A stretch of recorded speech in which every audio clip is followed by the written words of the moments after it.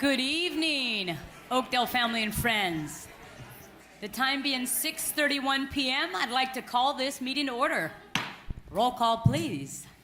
Mayor Pro Tem Gilbert. Here. Councilmember Patassi. Here. Councilmember Kettering. Here. And Mayor Barrios. Here. Please note all five of us are, excuse me. Is Rich coming? For our present. Please stand for the Pledge of Allegiance and remain standing for the invocation provided by Mark Buenafe of Community United Methodist Church. I pledge allegiance to the flag of the United States of America and to the republic for which it stands, one nation, under God, indivisible, with liberty and justice for all. Please remain standing for the invocation. Good evening. And for the sake of respect of both the flag and also the prayer, hats off, please. With that, let us pray. Most loving and wonderful God, thank you that you love all of us, that you care for all of us.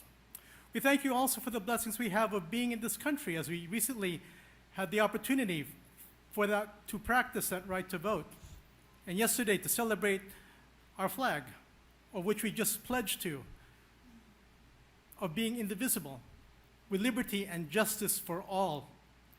We claim that tonight. Lord, you know where we're at, not only in our journey of faith, but where we are at in who we are.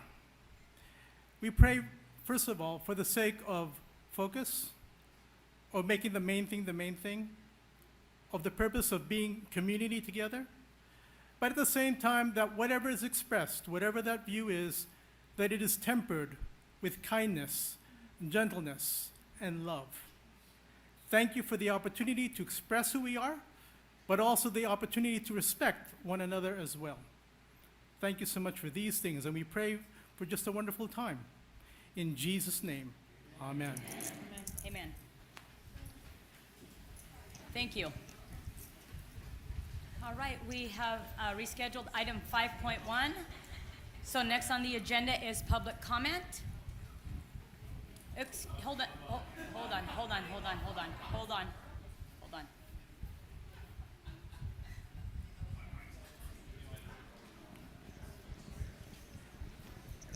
All right, sorry about that. My mic's not working on my end.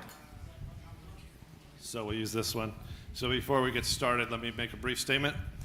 The city applies its special event permit requirements equally and in neutral, unbiased manner to all groups and organizations, regardless of the nature of the event. Approval or denial decisions are based solely on whether the application meets the standard requirements established for all groups.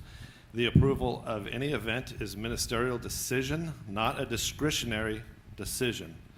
The Pride organization followed all standard application procedures and met every requirement, just as any other group must do to receive approval. The city respects the First Amendment rights of all individuals and groups to peacefully assemble, and the government does not restrict these rights based on the content or viewpoint. All participants are expected to comply with applicable laws, park rules, and permit conditions to ensure public safety and orderly use of the park. Thank you. No, one more. One more. Straight from the agenda. Pursuant to Government Code Section 54954.3, the City Council may adopt reasonable regulations to ensure the business on the agenda can be conducted. Therefore, all members of the public will be given 3 minutes for their public comments. Individuals may not defer their time to another person. A maximum of 30 minutes will be allotted for general public comment. For agenda items, a maximum of 30 minutes will be allotted for public comment on each specific agenda item. California law prohibits the City Council from taking action on any matter that is not posted agenda unless it is determined to be an emergency by the Council. All items will be referred to staff for follow-up and or placed on a future agenda. And with that, I turn it back over to you. All right, thank you. So now's the time for public comment for anything other than an agenda item. You will have 3 minutes. Please state your name, and thank you. Good evening, Madam Mayor and council members. Good I'm evening. Jeff Kavanaugh, a citizen of Oakdale. I've been a pastor here for 17 years and been blessed to pray at many of these meetings and provide pastors to pray at this. I'm here tonight along with many of the faith community to express our concern about the upcoming event of Oakdale Pride 2026 that's been permitted by the city of Oakdale for Sunday, June 28th.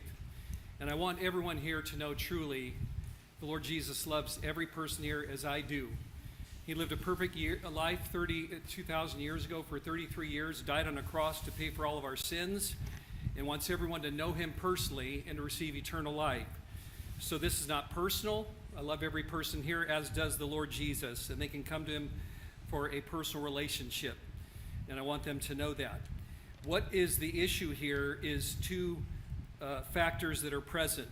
First, this event has been allocated and advertised as being available to all ages, including children. And this group has openly advertised the host and MC of the event is a drag queen who will perform at the event as well as MC the event. So these two factors are inappropriate together. So it's at a children's park with no way to protect the children from viewing this conduct or language. And the event is not acceptable as permitted for that reason.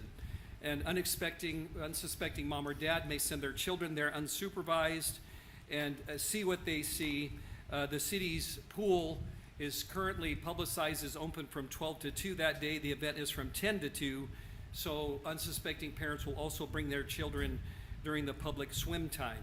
So those are my concerns. And so the real three concerns are what vetting was missed to permit children to be exposed to this and to be indoctrinated in this way. Can this permit be removed until these concerns are cleared? And how can we stop this from happening in the future? And just to make sure you know, I'm not making this up. I have two posters just to show you. The first one is, this is the advertisement for the event that's going around the park. It is an all ages event. So we know it is clearly advertised for children. And the MC for the event, this is the picture that's being used.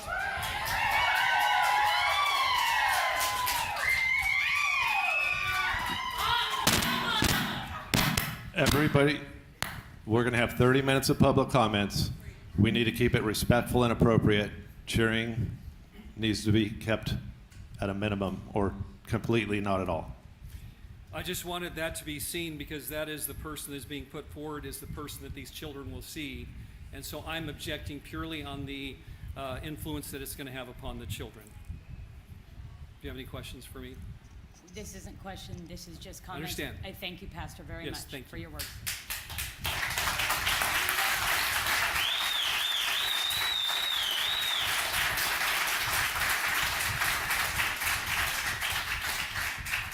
Mayor and members of the council, thank you for your countless uncompensated hours that you spend serving in this often thankless civil service.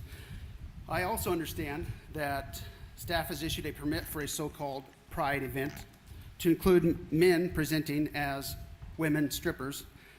And as of yesterday, after looking into the social media of so-called Oakdale Pride, Stanislaus Cow Pride, Sisters Coffee, and their master of ceremonies, David Allen Sorio Jr., and also known as Sasha Devereaux, I needed to wash my eyes with soap after seeing this perverted individuals attempting this event.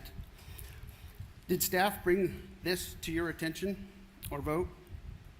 Because you'd have to have scales over your eyes not to see these predators are no longer satisfied behind closed doors, but demand their sexual perversions be consumed and normalized here in Oakdale. Notice where they want to hold this sexual event: in public, at our most popular children's park next to the plunge pool, active with kids. Keep in mind, this Pride movement is responsible for the sterilization and mutilization of children and is now openly targeting ours. They advertise on social media their groomers' desire to hug, play games with, and face paint girls and boys at the park. The heritage of our town is under attack, and the very heart and soul of our cowboy capital of the world is at stake. We call upon you, our elected representatives, to uphold the traditions of conservative, family-friendly Oakdale that our cattlemen and farming forefathers established. Do not shame them or us. We, the people, your constituents, call upon you our elected representatives to recognize and determine the emergency this is, and move that the council add an item to the agenda regarding the removal of this permit. There is the need for this immediate action because of the action arose subsequent to the posting of the agenda. On the grounds of, at minimum, the danger to the children, to our children and families. There are lewd and indecent, lascivious acts that they and their master of ceremonies advertise. There is no suitable modified version of this event. We trust you will protect our community from this lewdness and indecency and fulfill one of the primary roles of government, to restrain evil. Thank you for hearing us tonight. Thank you.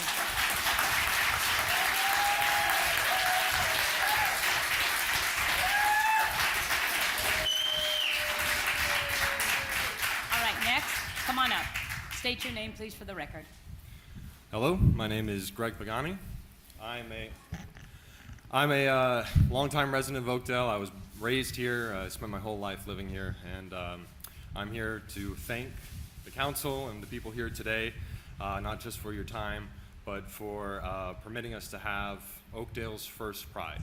I want to tell you how meaningful it is for me as a longtime queer resident of this town that we have this event that states unequivocally that we believe in the self-evident truth that we are all equal. This event that shows that everybody in this town, regardless of who they happen to be, have a place here, have a home here, have something that they can be part of. An event that works to build community, real community of people coming together and feeling like they belong. That's what Pride means to us. That's what Pride means to me. And I want to thank you for your permitting of this event. And I also want to thank the people of Oakdale who've come together through a lot of hard work and very impressive talents to make this event a reality, because this was a collaborative effort from a lot of our citizens here who've done a lot of work to make this first Oakdale Pride a reality. This event is going to do a tremendous amount of good for this community. It's going to inspire many people who felt pushed out or forgotten, and let them know that Oakdale is their home as much as it is anybody else's. And it's going to fill the hearts of our residents who have felt maligned or put down by others. It's going to be an inspiration for other queer people like me who've struggled to feel like Oakdale was a place for them as much as anyone else. And so this event will go a long way to healing that, and it might be the first time somebody in this town can look at others around them, their neighbors, and realize that this is a place for all of us. So again, I want to say thank you. Thank you for taking the time here today to listen to me. Thank you to the people here today who helped work on this project of Oakdale Pride. It's going to be a tremendous success and a tremendous benefit to the people of this town, and it's something that we can all be proud of. Thank you. Thank you.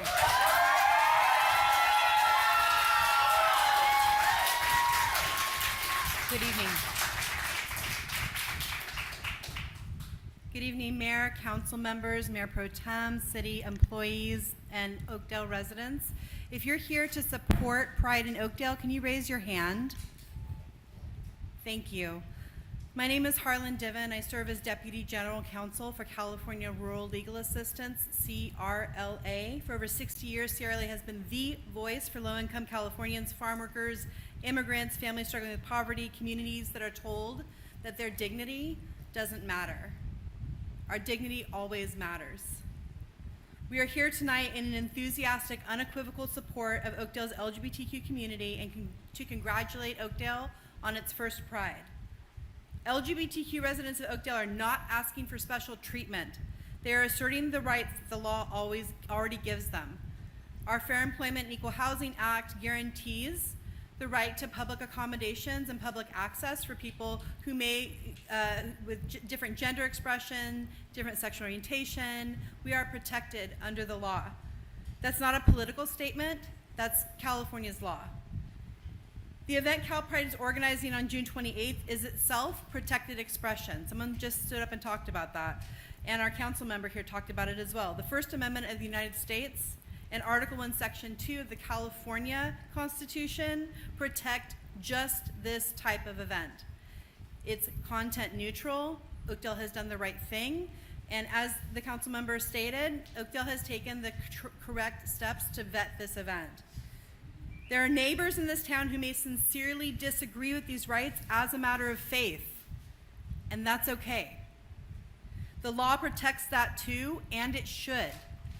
The First Amendment protections of religious freedom do not extend to using government power to suppress the constitutionally protected rights of others.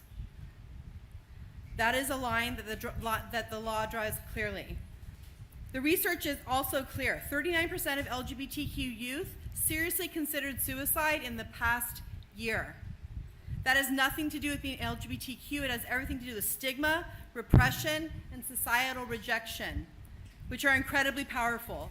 The same research shows that LGBTQ youth in communities with visible, affirming spaces like Pride have measurably lower rates of suicidal ideation and death. A Pride celebration in Oakdale is not a provocation. For a queer teenager in the city, it may be a lifeline.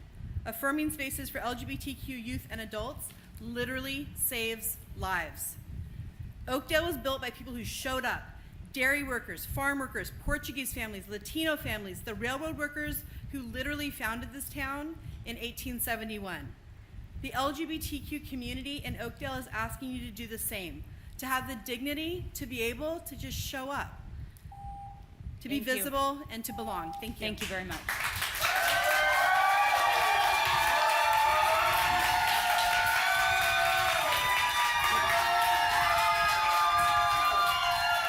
Good evening. Good evening. Good evening. My name is Lynn Ribley. I am a retired college professor and retired family medicine physician. I am also the vice president of the board for HAVEN, which stands for Healthy Alternatives to Violent Environments. Our primary purpose is to assist survivors of sexual assault, human trafficking, and domestic violence in Stanislaus County. We've been doing this since 1977. Sometimes our name changes, but it's the same group with the same goals. We currently have 50 staff and volunteers working at 6 different locations in the county.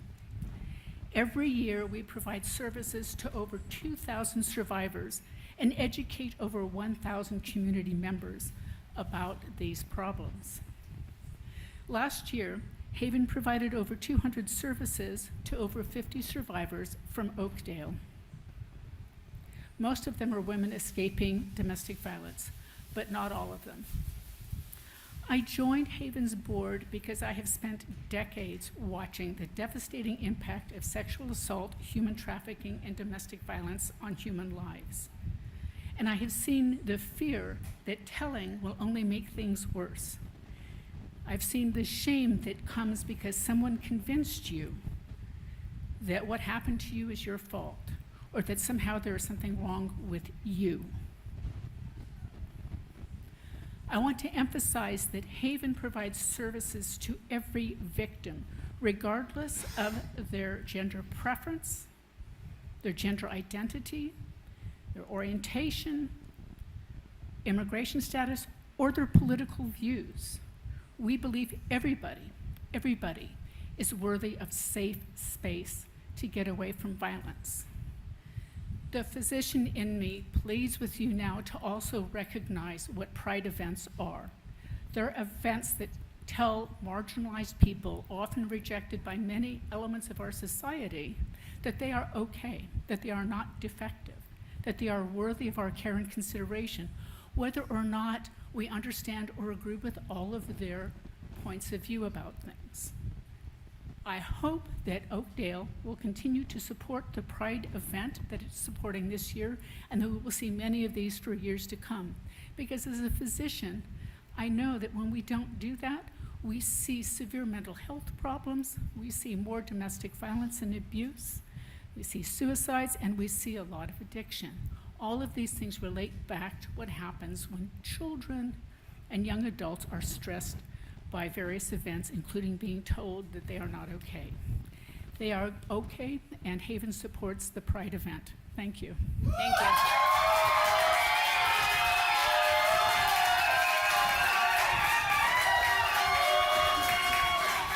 Good evening. Good evening. Good evening. My name is Ryan Hall, and I'm the Vice President of Communications for Cal Pride, the hosting organization of Oakdale Pride. I came out to a friend for the first time in Oakdale. We were getting ready for a Sunday evening performance at Hutton's Hamlet. I spent my summers in Oakdale with a group of young actors like me. Oakdale was my home away from home for 10 years. I was welcomed into a community where I felt safe enough to ask questions, make lifelong friends, and say yes when my friend asked if I had ever had a crush on a girl. In true teenage fashion, even though I said yes, I didn't tell her that I actually had a crush on her. It wasn't because I was afraid that she would think I was weird or because anyone in Oakdale had told me that having a crush on a girl was wrong. It was because she was my friend and I was 14 and I had acne and I had just gotten a new pair of glasses that I thought looked weird, and I had never told anyone, boy or girl, that I liked them. I was 14. It was an innocent childhood crush that just so happened to be on a girl. No indoctrination or drag queens needed. I left the Central Valley for Santa Cruz when I was 21. I left because I didn't think there was anything for me here. The community I found at Hutton's only lasted so long, and when a classmate got outed as gay in high school and faced bullying and bigotry, he attempted to take his own life. So I stayed quiet and I stayed closeted. While I was finishing up my bachelor's degree there, I found the community I was searching for in Santa Cruz. Of course, I graduated college broke and unemployed, so I had to leave the friends I loved and move back home. I hesitated settling back into the Central Valley. I didn't know if I would find the same comfort that I had as a child, free to play dress up and perform and sing on stage in Oakdale, or as a college student exploring what love meant to me. I didn't know that there was a community that looked like me, that laughed like me, that loved like me. I started working at Cal Pride in 2024, 9 months after I moved back home. Here I have joined a community that has always been here in the Central Valley. Cal Pride is hosting Oakdale Pride on June 28th. When I made the Oakdale Pride poster and posted it on social media, my friends from Hutton's Hamlet texted me with excitement, "Look at this, we have a Pride event, finally." I was proud to tell them that I'm a part of the group that is putting this on. I am proud of the Oakdale residents that have found each other and put hours and hours into this event for everyone. I left the Central Valley because I didn't think there was anything for me here. When I came back, I decided to stay because I know there's everything I need here. I have a loving partner, I have a meaningful job, I have a community that shows up on nights like tonight when we need to remind everyone that we are here, we are happy, we are stronger together, and we're excited to be a part of a city that we know is accepting and can be accepting. People leave towns when they don't feel accepted. Businesses lose customers, houses become vacant, and parks become silent. Communities grow smaller and smaller until there's nothing left. I don't want that to happen to Oakdale. I love Oakdale. My favorite coffee shop is here. So I, along with everyone at Cal Pride, invite you to Oakdale Pride. Thank you. Thank you.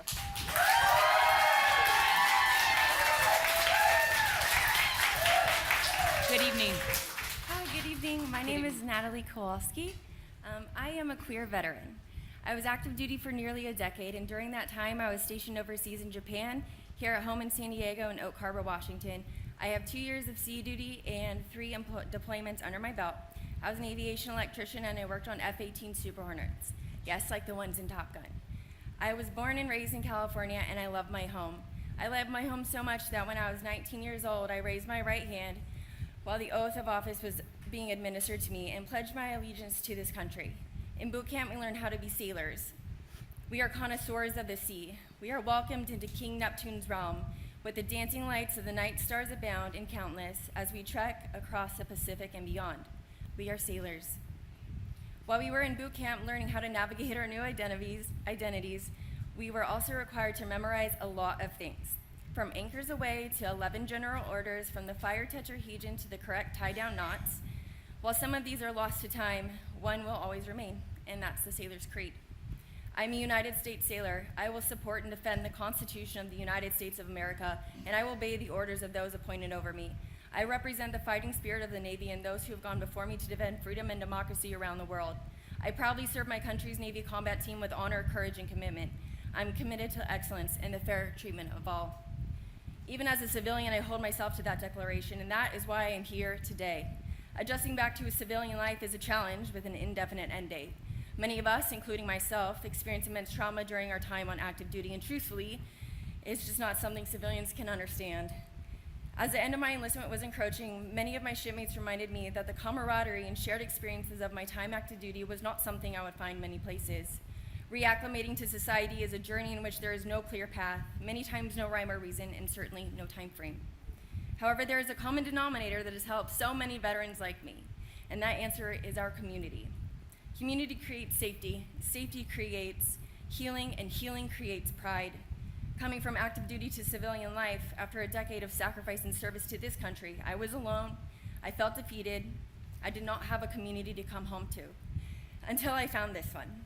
These Pride events are more than just a place where anyone can come get a free hot dog or hamburger and see some cool vendors. Pride events create family, Pride events create community, Pride events save lives. They save veterans' lives like mine. They show us that we are powerful. They show us that we are not alone. And here in the community, the queer community, where so much light and love has been discovered, we stand accepted for exactly who we are, and that is what our community cultivates. Thank you. Thank you.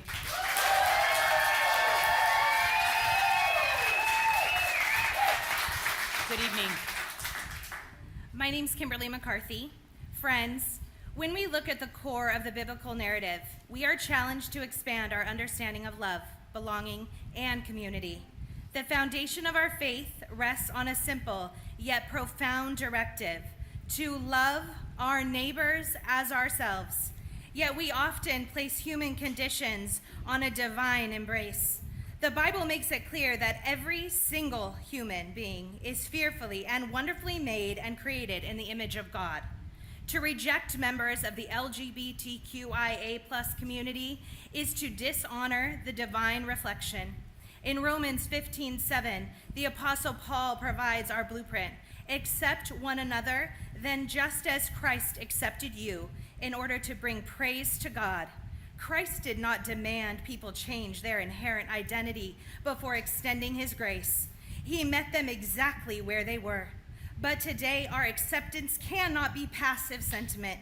It must be an active shield, because a lack of love has devastating real-world consequences. Research from the Trevor Project's national survey reveals that LGBTQ young people face severe mental health crisis, with 36% seriously considering suicide in the past year. However, the data also shows us the miraculous healing power of affirmation. When an LGBTQ young person has access to an affirming home or a highly accepting community, their risk of attempting suicide is slashed to less than 1/3 compared to those who do not have that support. Furthermore, simply having at least one accepting adult in their life reduces the risk of suicide by 40%. When we choose radical inclusion, we are quite literally saving lives. Galatians 3:28 reminds us that the societal lines we draw to separate ourselves do not exist in Christ. Acceptance is not merely tolerance, it is an urgent, holy obligation to ensure our LGBTQ brothers, sisters, neighbors, safe and valuable and fiercely loved. Let us lay down our judgment, look at the life-saving data, and build a sanctuary of unconditional grace. We stand with unwavering support of the Oakdale Pride event. Thank you. Thank you.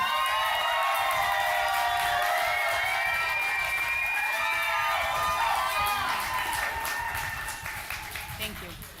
Good evening. Good evening. My name is Emery Nicoluk. Freshman year of high school, I found out that I am transgender. As a teenager, I had no idea how to handle my own feelings. It felt like I had no one I could talk to about the person I saw myself as. It was only until I joined the Oakdale Equality Club that I felt like I had a place for myself. I remember walking into the meeting for the first time and feeling myself connect to the people around me. To see people come together with a shared community was so powerful to see.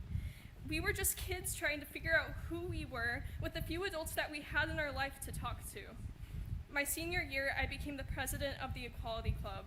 I found myself in a position where new members joined our club who were just as scared as I was I want to tell them that everything will be okay, but their fear is real with the repression that we all face. I am hopeful for an event that can bring everyone together with equality. When I graduated in May, I made a promise to be there for people just like me. I hope that everyone here realizes that there will continue to be kids just like me. Everyone needs people they can relate to. I hope for a brighter future. Thank you. Thank you.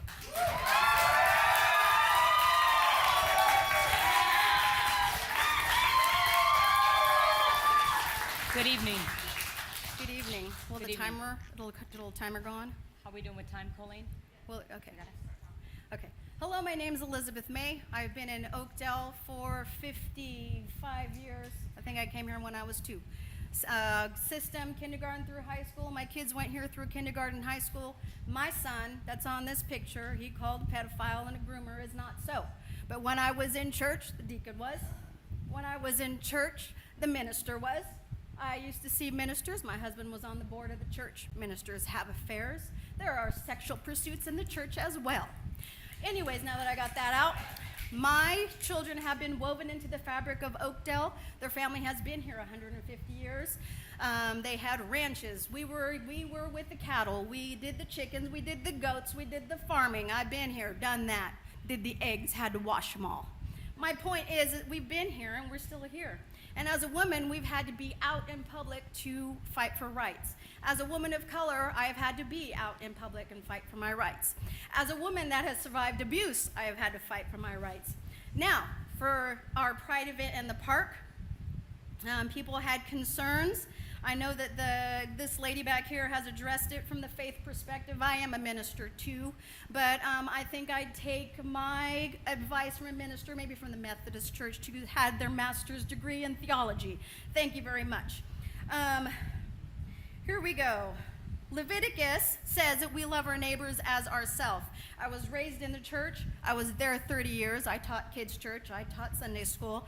I ministered, and I did, and I did, and I did, and I still do. But not under the covering of a church because I have God. Anyways, I've heard concerns raised about children about what may happen at this event, and I take offense that he would say my kid is a groomer. What is his name? Shakespeare, dressed as a girl because girls could not be on the stage, so men dressed as women. I'm not saying that's what they do now, but that is part of it.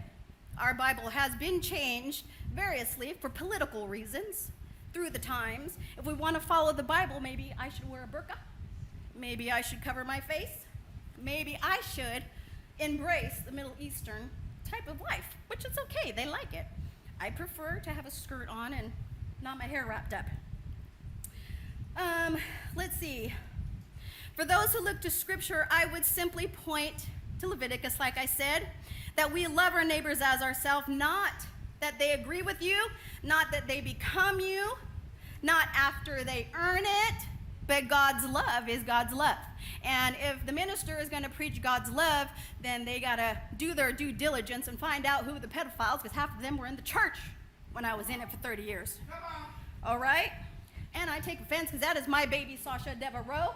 And I do have a coffee shop, Sister's Coffee Shop. Thank you very much.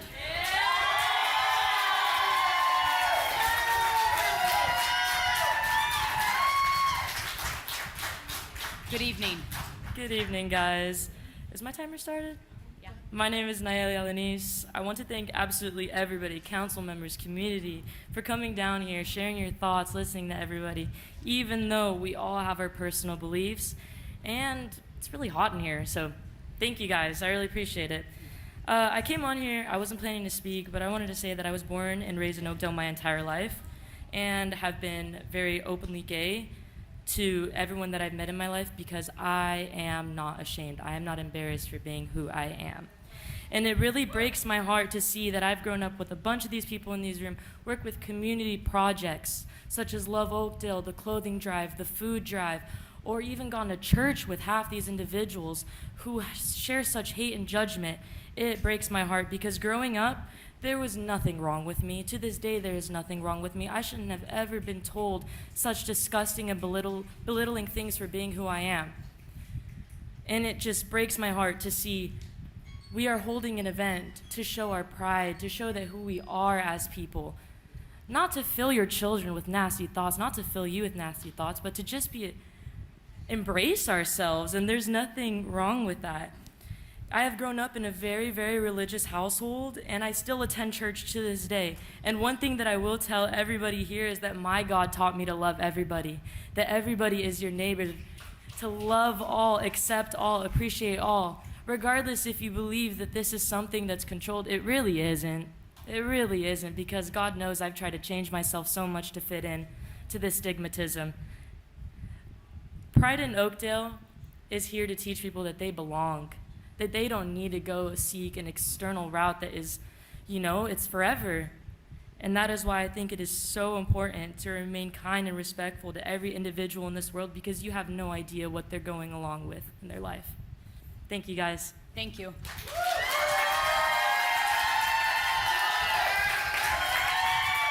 That concludes the 30 minutes of public comment. Thank you, everyone, for remaining respectful. And I do want to apologize for the heat.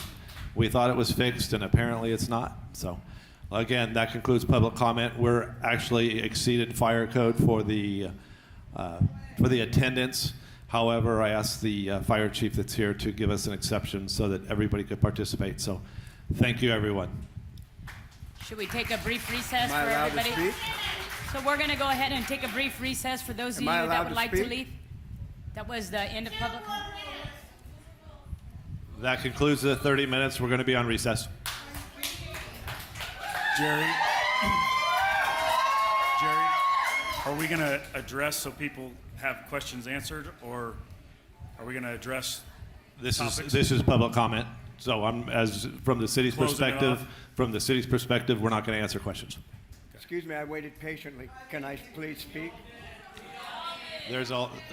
Unfortunately, we're limited to 30 minutes. We need to get to conducting city It's only business. going to take less than 3 minutes. Then I would have to allow everybody 30 minutes, and we'll never get to the city I waited business. patiently in line. I understand. There's a lot of people that have waited patiently here. Thank you. I apologize. This is it. I just want to let you know that everybody here will stand at the throne and give an account for what they have and haven't done.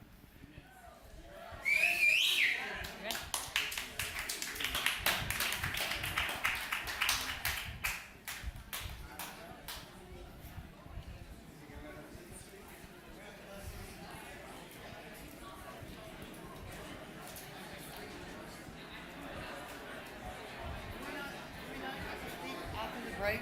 Do we not get to speak after the break? Excuse me, Mayor. Do we get to speak after the break, maybe? Public comment is closed. After the break? I'm sorry, I can't hear you. Public comment is closed. We can't speak after the break? Public comment is closed. Can you please move it away from the park? I mean, there's no judging. It doesn't mean...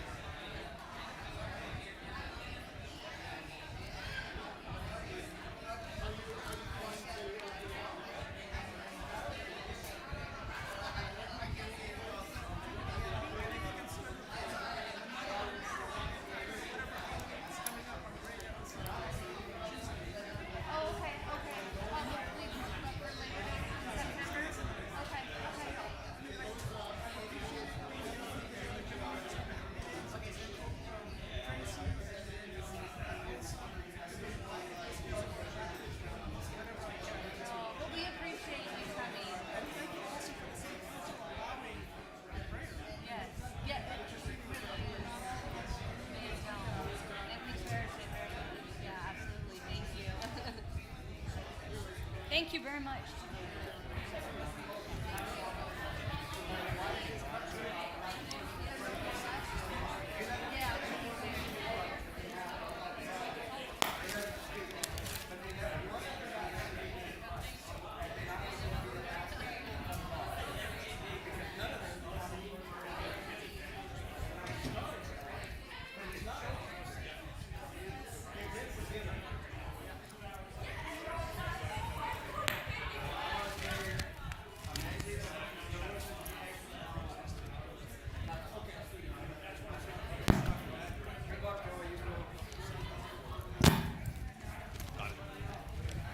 You ready, Jerry?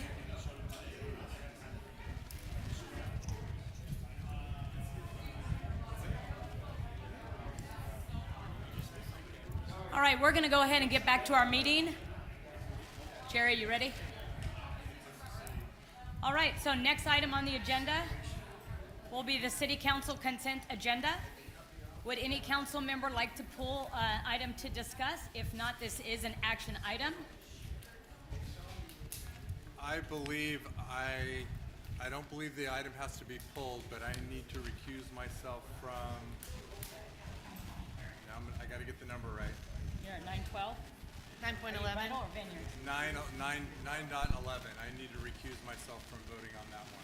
And I need to recuse myself from 913 as I live in that area. And I'm Anyone else? 912.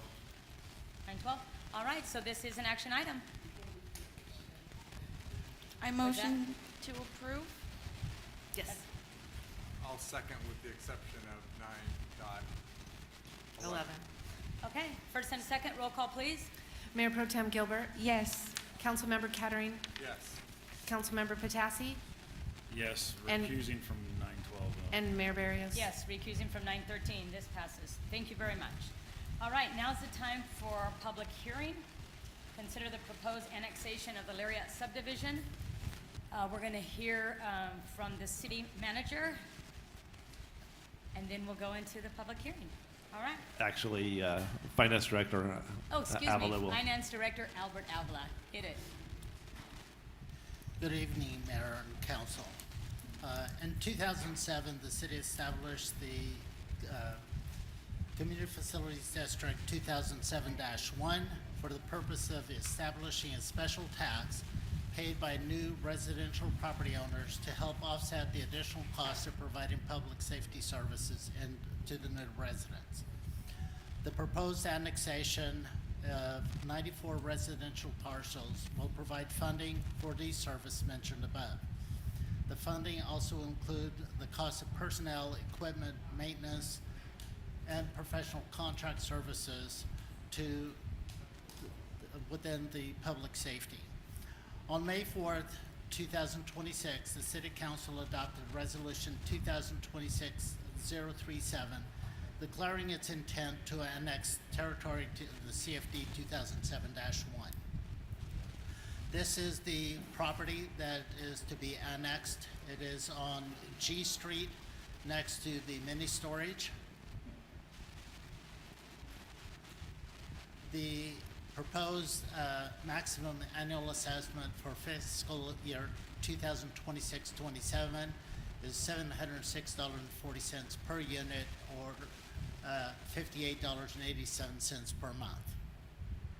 Staff recommends that the City Council open the public hearing and take comment, close the public hearing, and adopt the two resolutions to annex this property into the Community Facilities District 2007-1.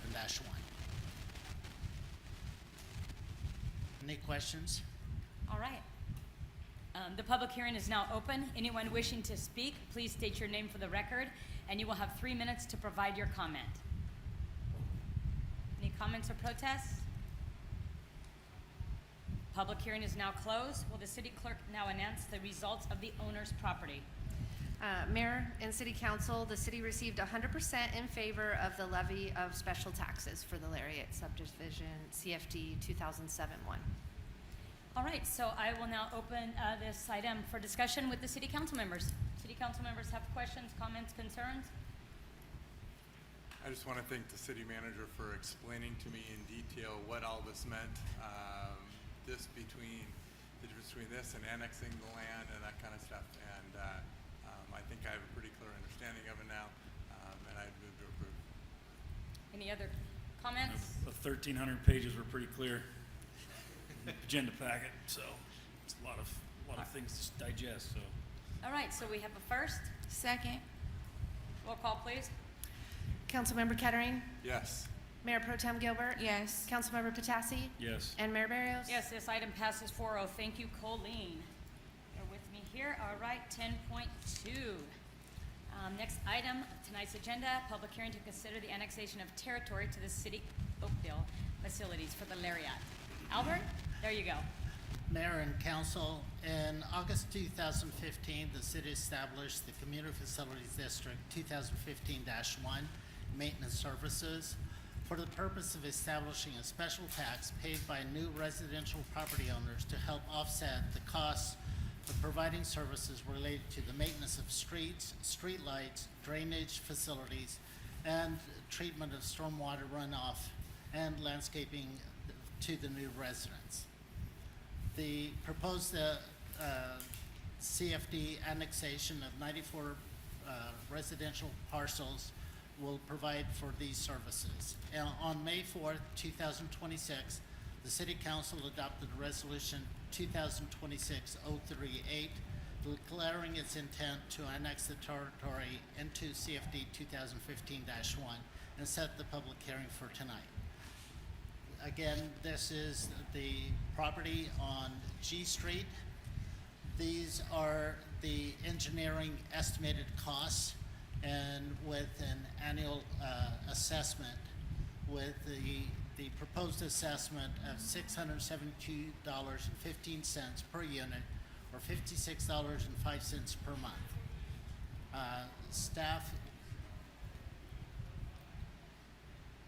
Staff requests that the council open the public hearing, take public comment, close the public hearing, and adopt the two resolutions in annexing this property into CFD 2015-1. Thank you, Albert. Public hearing is now open. Anyone wishing to speak, please state your name for the record. You will have 3 minutes to provide your comment. Public hearing is now closed. Will the city clerk please announce the results of the owner's property? Mayor and City Council, the city received 100% in favor of the levy of special taxes for the CFD annexation 2015-1 for the Lariat subdivision. Okay, City Council discussion. Anyone have questions, comments? This is an action item. Motion to approve. Second. First and a second, roll call, please. Mayor Pro Tem Gilbert? Yes. Councilmember Kettering? Yes. Councilmember Patassi? Yes. And Mayor Barrios? Yes, this item passes 4-0. Thank you, Colleen. All right, item 10.3. Ordinance amending Chapter 30 Streets and Sidewalks of the Oakdale Municipal Code. Good evening. Good evening. So this is the introduction of the ordinance amending Chapter 30 of the Oakdale Municipal Code, adding Article 7, sidewalk maintenance, repair, and replacement. Staff recommends that City Council open the public hearing, take public comment, and continue the public hearing on the proposed ordinance to the July 20th, 2026 council meeting.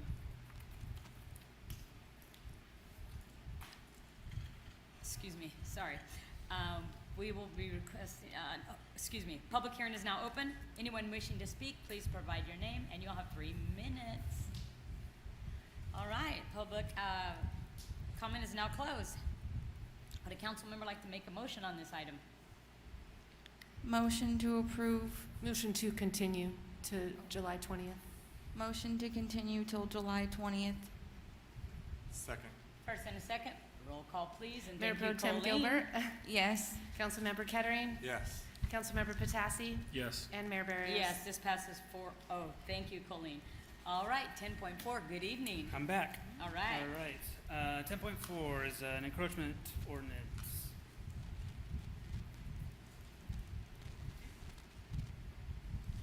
All right. This is an introduction to waive the first reading of ordinance amending Chapter 30 of the Oakdale Municipal Code, adding Article 6, encroachments in the public right-of-way. Some background, work in the public right-of-way is increasing, especially for underground utility, fiber, gas, electrical, and telecommunication projects. While encroachment permits have historically addressed this work, larger projects and increased trenchless methods have created a need for a clear municipal code standard. Key drivers for this is to protect city streets from surface impacts and poor restoration, create consistent trenching, micro-trenching, and trenchless work standards, reduce overbroad 811 utility locate requests and staff burden, and place responsibility for damage, restoration, and claims on the permittee and contractor. So major components of the ordinance is permit requirements, requires an encroachment permit for all work within the public right-of-way. Clear definitions, defines encroachments, trenching, boring, micro-trenching, trench failures, and CCTV inspections. Construction standards requires compliance with the city standards, accessibility for street preservation requirements and street moratoriums. USA 811 coordination requires the contractors to manage tickets, renewals, markings, field coordination, and phase work to reduce city staff burden. Underground work requirements includes potholing limits, bore path plan requirements, CCTV inspection requirements, restoration requirements, establishes micro-trenching as the preferred method of installation for telecommunication, fiber installation, and city cost recovery. Project size limits, limits underground utility work to 1,000 linear feet per permit unless authorized by the Public Services Director. Temporary marking materials require less permanent marking materials to reduce long-lasting USA 811 paint marking. And city risk protection requires insurance, indemnification, assumption of risk, and waiver language to place responsibility on the permittee and contractor. There's no immediate impact on general fund. The ordinance supports a better cost recovery and reduces avoidable staff time burdens. Permit fee requirements remain established by council resolution and may be updated separately as needed. So staff recommends that the city council introduce and waive the first reading of the ordinance amending Chapter 30 of the Oakdale Municipal Code, adding Article 6, encroachments in the public right-of-way. Any questions? All right, the public hearing is now open. Please step up to the mic. You will have 3 minutes and state your name. Seeing none, public hearing is now closed. I will now open it up for city council discussion. Any council member would like to discuss this? If not, it is an action item. So when I was reading through it, I couldn't distinguish this just for underground, encroachment permits just for underground. So what happens when micro trenching doesn't work and we do need a boring? Is there exceptions to it? I didn't see. Yeah, that, there's Public Service Director can allow for boring to be needed. So that's in part of the ordinance, and then so that limitation for micro trenching is only for telecommunication requirements. Only okay. Mm-hmm. So like when you got the USA's out there for gas or power, or sewer or water, Yeah, those are obviously bigger. Yeah, that'll be. Yeah, it's stated in there that micro-trenching is the preferred method for fiber. However, we put a caveat in there that the Public Services Director can make an exception only by writing. But all the other services, you can still do boring, you can still do trenching, that sort of stuff. Yeah, so it's not limiting the big infrastructure, electric. So did the standards, like the city standards of how they have to fill the trenches or put cutback or permanent asphalt back, has that been updated since this is updated for means and methods, or is it going to just stay the same? Yeah, the method of microtrenching will be as part of the city standards. So that's something that's not currently in our city standard. We just approved that today. Okay. Yes, that's right. The microtrenching detail was approved today in the consent items, calendar. and then so it'd be added to the recently approved standards that from in September that you guys approved. Thank you. So we're looking at trying to minimize any further impacts to the streets, especially the streets that have been currently rehabilitated. And with all the activity and all the desired activity for telecommunications, fiber optics, we want to make sure that we have this under control. We're not the only city that's going through this. Yeah. Everybody's getting pretty beat up right now, so we want to try to get ahead of it as much as possible. So is there a reason why they're not trying to go through the vaults and sidewalk or the right-of-way of city? Or is it primarily got to be in the streets? Regarding fiber optics, Yeah. it's their own corridor. Okay. So in other words, they're not utilizing any other conduit passages. In most cases, they're not owned by that particular utility. Yeah. So they're directing their own. They're going with their own path. Got it. And we just want to manage it. All right, any other questions from council? If not, this is an action item. I'll move to approve. Second. First and a second, roll call, please. Councilmember Kettering? Yes. Mayor Pro Tem Gilbert? Yes. Councilmember Patassi? Yes. And Mayor Barrios? Yes, this item passes 4-0. Thank you, Colleen. All right, item 10.5.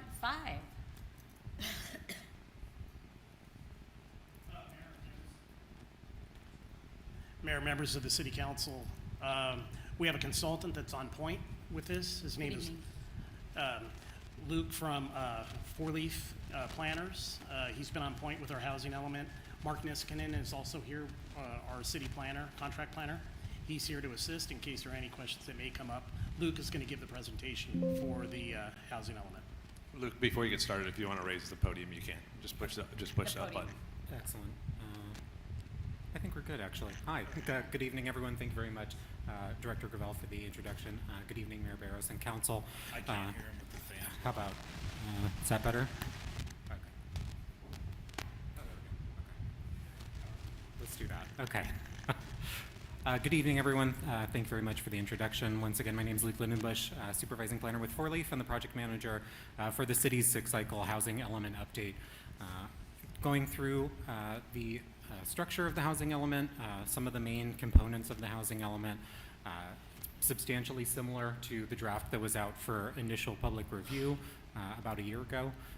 But also want to go into the final RHNA, Regional Housing Needs Allocation, and site strategy. While then going into next steps, the item is recommended for council adoption tonight, but there are some other steps involved to get full certification from the state of California as well. First, to get into the structure of the housing element and some of the legal requirements that structure the housing element process. The housing element is required to provide goals, policies, and objectives and programs to preserve, improve, and develop housing in all jurisdictions in the state of California. The housing element process is intended to identify projected housing needs for all economic segments of the community. In the site's inventory, this is included under very low, moderate, and above moderate income households as defined. Part of that process is to identify adequate sites zoned and available throughout the 8-year housing cycle to accommodate the city's regional housing needs allocation, or RHNA. The city of Oakdale's RHNA is 1,665 units distributed by those income categories as previously mentioned. And the city has adequate sites available as indicated by the site's inventory. So there's no need to identify additional land within the city's city limits or annexation areas to upzone to be able to meet the city's RHNA. Part of the process and what distinguishes it from other chapters of the city's general plan is that there's a process for it to be approved by the state. The housing element every 8 years has to be approved by the State Department of Housing and Community Development, or HCD. It went through legally required processes for a 30-day public review period, a 90-day initial draft reviewed by HCD, subsequent 60-day drafts with HCD, and upon adoption will return to HCD for further 60-day review. And finally, the housing element needs to be internally consistent with other parts of the general plan as well. To go over the structure of the housing element document before you for adoption this evening, sections 1 through 3 are called out because those are the components that will become a chapter of the city's general plan upon adoption. That's the introduction and executive summary that provides an overview of the entire document, inclusive of the technical background report, fair housing assessment, and appendices. And section 2 and section 3 are really the core of the document that I want to go over today, because that includes the goals, policies, and programs that become the goals, policies, and programs consistent with the general plan, and the site's inventory analysis that analyzes where sites go. The other core sections of the housing element include the technical background report. The technical background report really is intended to address a number of state requirements for housing needs, resources, and constraints, both governmental and non-governmental constraints. So these are really the core of housing element law and largely informed by large data sets like census data, but in some cases, state, regional, and local data as well. The Fair Housing Assessment is the newest requirement within housing element law. It stems from a federal policy that goes back to the 1980s, Affirmatively Furthering Fair Housing, or AFFH, which was adopted on a statewide level by Assembly Bill 686 in 2019. So this is the newest part of the housing element in that this is the first 8-year planning cycle that's been required to incorporate affirmatively furthering fair housing. It's contained within the Fair Housing Assessment, but as I'll note as we go through the programs and sites, there's a number of different fair housing considerations that have informed some of the revisions to the housing strategy overall. Finally, appendices cover community engagement, of which the City of Oakdale had really robust community engagement in the housing element process, further analysis of sites, and supporting data for the remainder of the housing element document. So first, getting into section 2, the housing strategy, or the goals, policies, and programs. The housing element goals are a continuation from the city's last 8-year housing element, which covered the years 2015 through 2023 and is often referred to as the 5th cycle housing element. So the 6th cycle housing element, covering the years 2023 to 2031, really continues forward the goals that were contained in the last housing element, with some changes to the wording just to make it brief and really clearly state the goal of each of those 6 goals in there. So going through the 6 goals, I want to highlight the different programs that are contained under each of them, including programs to preserve and improve Oakdale's housing and neighborhoods. The zoning for a variety of housing types is really where all of the code amendments, most of the code amendments for consistency with state law are contained. And then there are a number of programs that are continuation from the 5th cycle housing element for home ownership, housing rehabilitation, and conservation of existing affordable housing units and mobile homes within the city. The newest change under Goal 1 programs is for missing middle housing. This is to promote a variety of low-density housing types within Oakdale's existing residential neighborhoods, in consistency with new state law from the last 8 years, including Senate Bill 9, Senate Bill 684, and Senate Bill 1123, or the Starter Home Revitalization Act. Moving into Goal 2, to provide adequate sites for housing. These are the programs that are really supportive of the city's sites inventory. The main requirement under RENA is to identify available land, which we'll get into the criteria for in a moment, but it's also required in the housing element process to have programs that continue to allow for an adequate inventory of sites over the course of the 8-year planning period. Sites often develop differently than anticipated within the housing element analysis process. Sometimes you might have a site that's slated for multifamily housing that gets developed as single family, or you might have a residential site that allows non-residential uses and it gets developed as a different commercial use. Those are instances that can result in a net loss of housing capacity as originally analyzed. So the programs under Goal 2 are really intended to ensure that the city can have an active inventory throughout the 8-year planning cycle and have constant availability to be able to build out the RENA over the planning cycle. This includes programs for large sites, defined by HCD as sites over 5 acres, programs for small sites under the lot consolidation program, which HCD considers sites under a half an acre. This half acre to 5 acre range is adjusted by HCD, or determined by HCD rather, on the basis of how affordable housing is typically developed and the site types that typically can support affordable housing in California. And finally, new program under accessory dwelling units, similar to the missing middle housing program. This is intended to provide consistency with state law. ADU, or accessory dwelling unit law, has changed substantially since 2015. And this is intended to memorialize those changes and further incentivize the development of accessory dwelling units throughout Oakdale. Housing element Goal 3, programs to remove constraints from housing. This calls back to that section of the technical background report which identifies the constraints. These can be both governmental and non-governmental. Governmental can also be described as policy constraints, rules that can inhibit the development of housing. And non-governmental constraints are really the things that are beyond the city's control and most often, are environmental constraints that constrain the ability for a site to be developed with housing, maybe just not suitable land for it, but a number of other constraints that are considered as well, holistically, to make sure that the city is doing what it can to promote the development of housing. The removal of constraints, that first program 3-1, is similar to the Zoning for a Variety of Housing Types program, and that it's really focused on the code amendments to bring the city into housing element compliance. Those are constraints that were identified throughout the code that are inconsistent with other aspects of the housing element and will be implemented throughout the 8-year planning cycle. It also includes a number of other city programs, including transparent development applications. There have been a number of streamlining laws that have passed over the 8-year planning cycle that facilitate the ability for largely multifamily and mixed-use housing developments to be able to move forward ministerially. So that intends to put applications for those streamlining procedures on the city's website and provide as transparent and as easy as a process for developers to be able to utilize those. Water and sewer service priority is another state requirement that the city provide priority water and sewer for affordable housing developments as they come forward.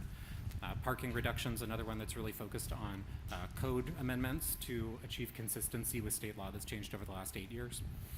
And fair code enforcement activities and neighborhood improvements really focus on ensuring that issues that arise from the existing housing stock really focus on matters of public health and safety, and that neighborhood improvements can be focused in areas with the greatest need, the highest proportion of aging housing stock, where new and existing affordable housing is located as well.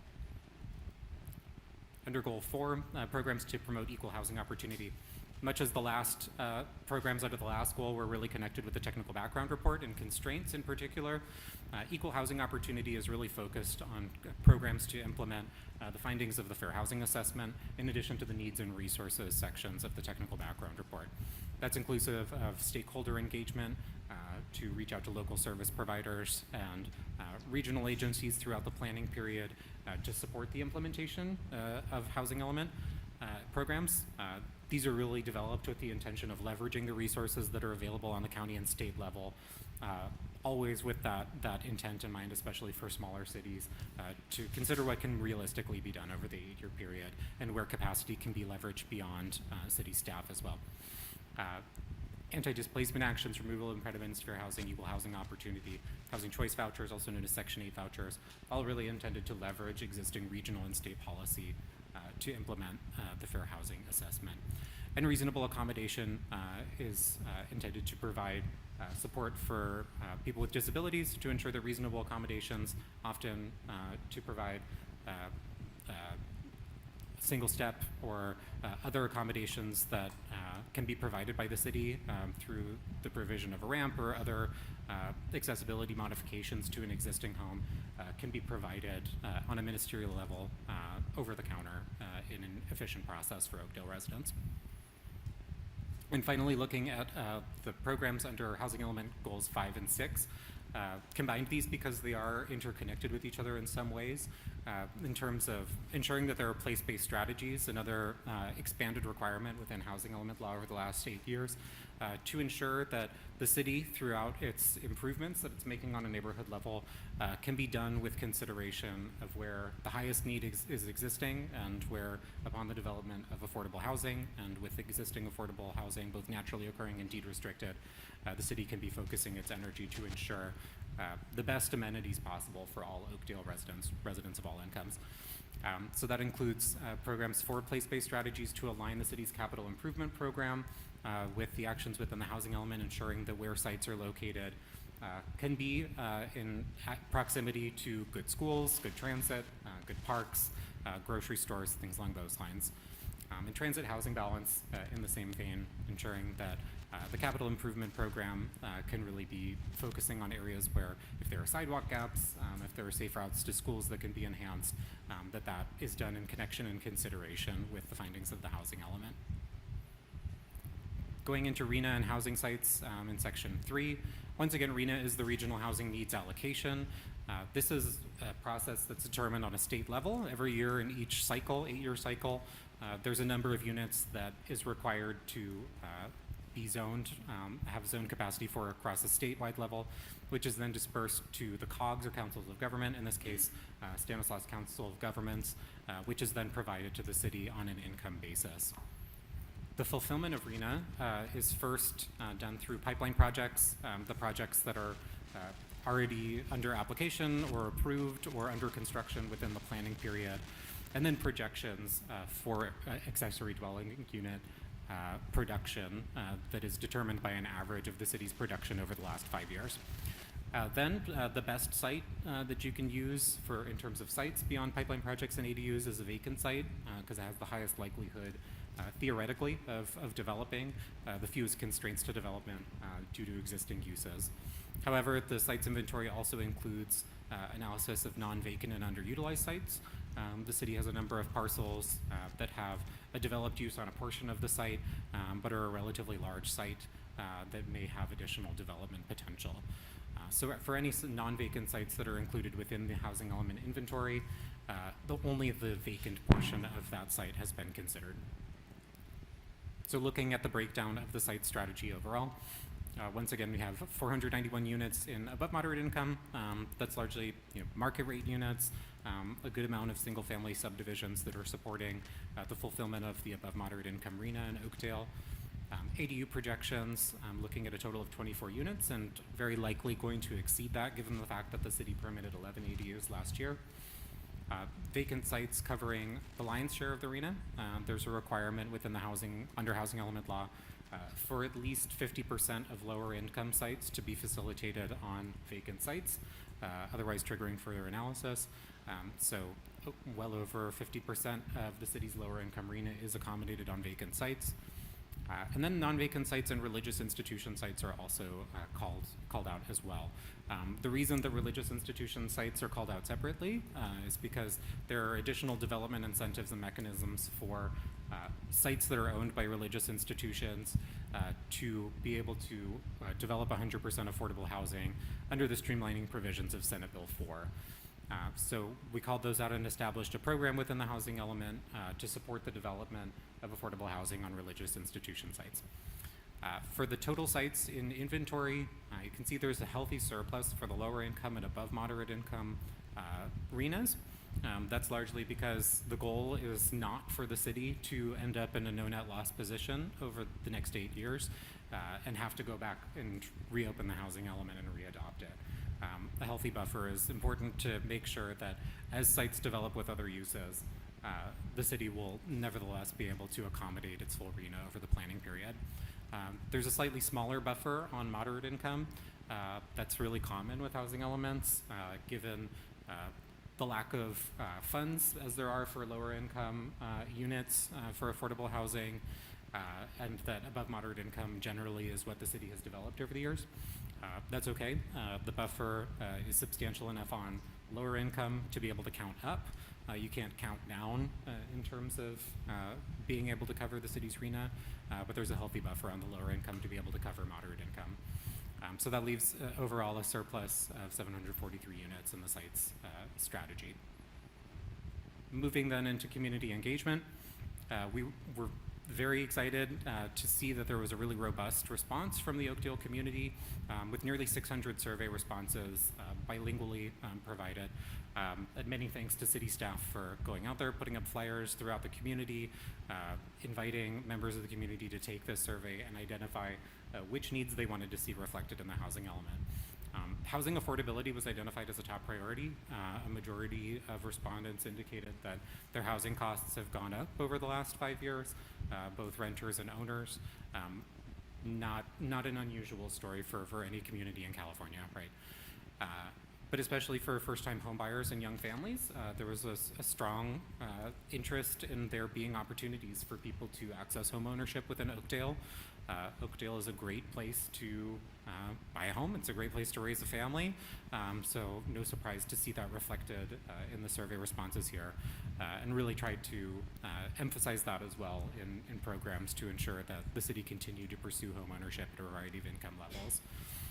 There was also support for some innovative approaches to housing, including small unit development, a lot of interest in ADUs, in middle housing types like townhomes and small plexes, but with the emphasis throughout these responses in ensuring that core issues like infrastructure, services, access to amenities were available as Oakdale continues to develop.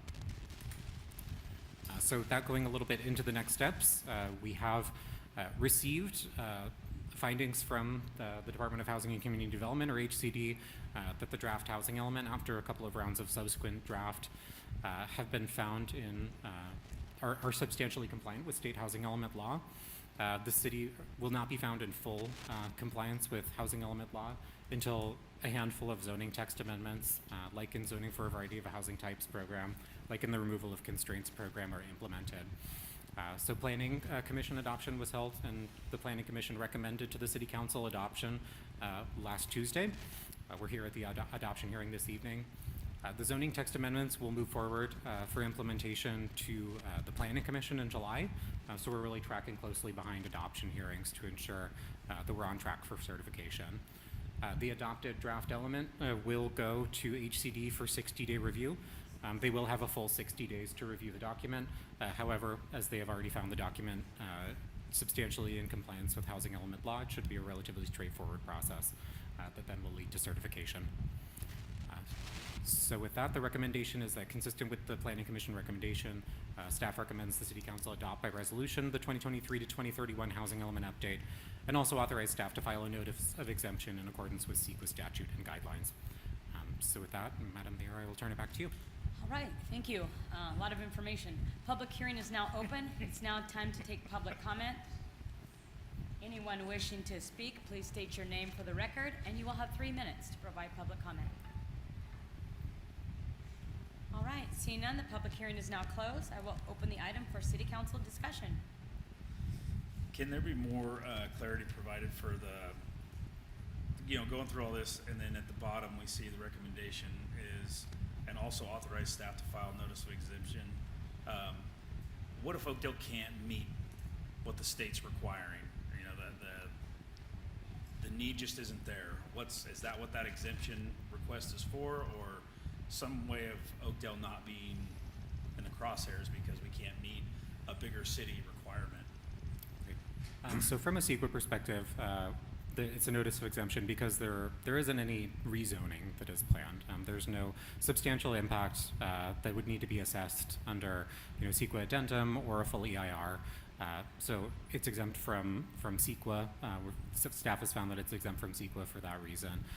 There's also additional mechanisms that have passed even just within the last year that makes it very easy for a city to be exempt from CEQA and conduct the rezoning that's required in the housing element process. In terms of whether or not Oakdale will be able to meet, as in, and I'm assuming that's whether it can develop out the 1,665 units in the city's RENA, I think it's helpful to frame the housing element as a zoning exercise. The city is not legally required to develop 1,665 units. In fact, most jurisdictions throughout the state do not build out their RENA over the 8-year planning period. So it's a zoning exercise to ensure that the city has adequate capacity for adequate land to be able to develop those housing units. But there's no hard requirement for it to be developed out and no penalties. So where that associated comes with it. from is I've had multiple conversations with folks from the Planning Commission, and they said that we don't meet our quota or criteria ever in Oakdale. So that was just my back story of where that question's coming from. So just thank you. You answered it. So this would be just adopting the plan. It doesn't mean that we have to do it, as you just said, correct? We That's don't have right. the land.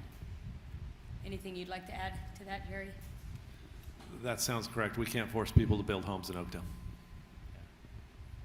Thank you. Any other questions, comments from council? It sounds like this has gone back and forth with the state over the last few years. We've amended several times based on the state's recommendation. I went down the rabbit hole and read every single public comment the other night, and that was entertaining. So clearly the city staff did adequate reaching out to our community, because there were more comments that I would have thought on this topic. It's an important topic. Being able to afford a house in a town like this is tough for somebody coming up. I just spoke with somebody who's in his late 20s, born, raised here in Oakdale, making 6 figures and can't find a house in Oakdale to buy as a single individual. And so I was reading through some of this and looking to see what are the elements. You explained greatly. You answered a lot of my questions that you had during the thing, and I thank you for your time. All right. Anyone else? All right. Would a council member like to make a motion on this item? I'll move to approve. Second. First and a second. Roll call, please. Councilmember Kettering? Yes. Mayor Pro Tem Gilbert? Yes. Councilmember Patassi? Yes. And Mayor Barrios? Yes, this item passes 4-0. Thank you, Colleen. All right, item 10.6, consider resolution adopting 2025 Urban Water Management Plan. So, Mayor, members of the City Council, this is a recommendation to adopt a resolution for the Urban Water Management Plan for the City of Oakdale. This is done every 5 years, if I'm not mistaken. We have a water and wastewater consultant as part of our engineering team, Blackwater Engineers. We have Andrew Ruiz and Angel Marscal, and they'll be providing the presentation on the plan that's being presented to council. Good evening. Good evening. So, thanks, Jeff, for the introduction. We're here with Blackwater Consulting Engineers. Is this picking up feedback? It's just hard for us to hear because the fans are going because we're hot All over right. here, but yeah, you're doing a good job. All right. Well, as I mentioned, this is a presentation on the 2025 Urban Water Management Plan and the Water Shortage Contingency Plan. As Jeff mentioned, my name is Angel Mariscal. This is Andrew Ruiz. We'll be your presenters tonight. So I wanted to start off by going over the state requirements. So based on the Urban Water Management Planning Act, AB 797, it requires water suppliers that have 3,000 or more connections to update their urban water management plan every 5 years. So why this is important is it's a requirement to be eligible for state grants and loans. So the purpose, I like to think of it as a 20 to 25 year roadmap for water, showing where it's coming from, how much the city needs, and what happens if they run short. So as part of the 2025 Urban Water Management Plan, it consists of 10 chapters with the key components highlighted in this presentation being the service area description, water usage characterization, Senate Bill X7-7, water service reliability, water shortage contingency plan, demand management measures, and then urban water management plan adoption, submittal, and implementation. All right, so next I want to go over the urban water management plan changes since 2020. This is reflected in the guidebook finalized January 2026.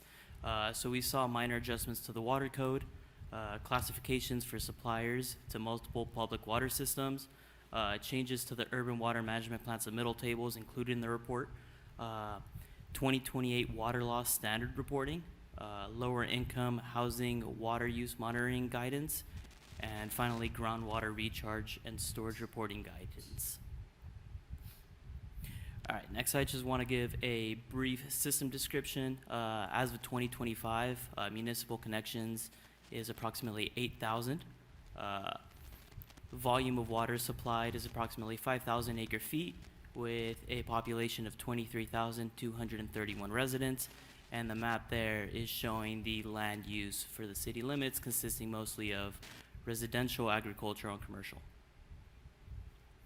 All right, so this next slide is showing historical use, water use from 2020 to 2025. Here we see a generally downwards consumption yearly. And this consists of water loss and consumption. And then this next slide is showing projected water use from 2025 projected up to 2045. And I should mention that this projection was calculated using project projections using the Stanislaus Council of Government Values. All right, so next I'll be passing on to. Thank you, Angel. And hello, I'm Andrew. So one key requirement of the Urban Water Management Plan is compliance with Senate Bill X7-7, originally enacted in 2009, which requires a 20% reduction in per capita water use from the city's baseline in 2020. This baseline was 226 gallons per capita per day, resulting in a 2020 water use target of 180 GPCD, while the city reported 201 gallons per capita per day in 2020 and has since improved to 185 in 2025. It is noted that the target has not yet been fully achieved, and as a result, eligibility for certain state grants and loans may be affected unless the city qualifies under one of the state's exemption provisions. Continuing on with water loss standard, this is another important requirement based on the Senate Bill 555. Water loss, just as an explanation, represents water that enters into the city's distribution system, but it is not ultimately accounted for through customer consumption. Examples of this include leaks, meter inaccuracies, or unauthorized usage. Oakdale's required 2028 standard is a 35% reduction, going down to 12.2 GPSCD. That stands for gallons per service connection per day. And with the most recent audit published reporting a value of 34.8 GPSCD, while the city has not yet met the standard, ongoing infrastructure improvements and leak reduction efforts are intended to move the system toward compliance before the 2028 deadline. Moving on to water supply and reliability. The city's water supply consists of two types of water, groundwater and surface water. Groundwater is used as a majority of the city's water supply, which comes from 7 active wells with a combined total capacity of approximately 11,000 gallons per minute. Additionally, the city is looking into increase their supply with 2 additional planned wells to support future water demand. This includes well 11 and well 12, which are currently in their test well phase of their project. For surface water, Oakdale began utilizing surface water from the Oakdale Irrigation District in 2024, which is used to irrigate at this time 2 local parks. This includes Gregor Sports Park and Bridle Ridge Dog Park. And for future demand, the city intends to expand their usage of surface water to additional parks. And then just kind of as a visual representation, this map illustrates the locations of the 7 existing wells in red. The 2 in blue are the 2 new proposed wells, and then highlighted in green in those sections are the 2 parks that are receiving surface water from OID. Then moving on, as part of the Urban Water Management Plan, and as we previously stated, a separate plan document known as the Water Shortage Contingency Plan is to be developed. This Water Shortage Contingency Plan serves as the city's drought response framework, where if water supplies, for example, becomes constrained and limited, potentially due to drought, the city can implement progressively stricter conservation measures from 6 shortage levels to minimize water usage. And these measures range from public outreach and voluntary conservation to mandatory restrictions designed to achieve the reduction targets associated with each shortage level. Then, in addition to demand response actions, the city implements a variety of ongoing conservation programs known as demand management measures. These include water metering, conservation pricing, water audits, public education outreach, and general just information on staff. And finally, the adoption process. This slide summarizes the adoption and implementation process for the Urban Water Management Plan and the Water Shortage Contingency Plan. Preparation notices were distributed to Stanislaus County and OID to notify them of upcoming changes to the Urban Water Management Plan and Water Shortage Contingency Plan. And public hearing notices were published in 2 consecutive weeks on the Oakdale Leader news outlet to be in accordance with state requirements. Following tonight's public hearing and upon adoption, the plans will be submitted to the Department of Water Resources and the California State Library and other required agencies and will be made available for public. That concludes our presentation. We appreciate your time and would be happy to answer any questions that the public or the council has. All right, the public hearing is now open. It's time to take public comment. Anyone wishing to speak, you have 3 minutes. State your name and come up to the mic. Seeing none, the public hearing is now closed. Council member like to make a motion on this item, discuss an item, ask questions? A lot of information, right? Questions? All right, this is an action item. Motion to approve. Second. First and a second, roll call, please. Mayor Pro Tem Gilbert? Yes. Councilmember Kettering? Yes. Councilmember Patassi? And Mayor Barrios? Yes, this item passes 4-0. Thank you, Colleen. All right, 11.1, approving the preliminary budget for fiscal year 2026, 2027. City Manager. Good evening, Mayor, members of the council. Good evening. The item before you